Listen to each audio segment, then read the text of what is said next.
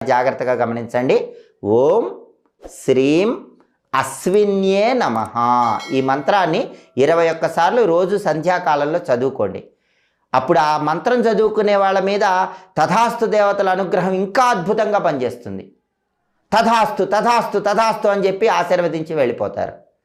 ఉద్యోగపరంగా కానీ, వ్యాపారపరంగా కానీ, విద్యాపరంగా కానీ, వివాహపరంగా కానీ ఏ కోరిక ఉన్నా సరే కోరిక చెప్పుకోండి. ఈ మంత్రం 21 సార్లు చదువుకోండి. రోజు సంధ్యాకాలంలో సూర్యాస్తమయానికి ముందు వచ్చే 24 నిమిషాల కాలంలో ఈ మంత్రం చదువుకోవటం ద్వారా అశ్విని దేవతల చేత తథాస్తు అని చెప్పించుకోండి. మీ కోరికలన్నీ తొందరలోనే నెరవేర్చుకోండి. సర్వే జనాః సుఖినో భవంతు. స్వస్తి.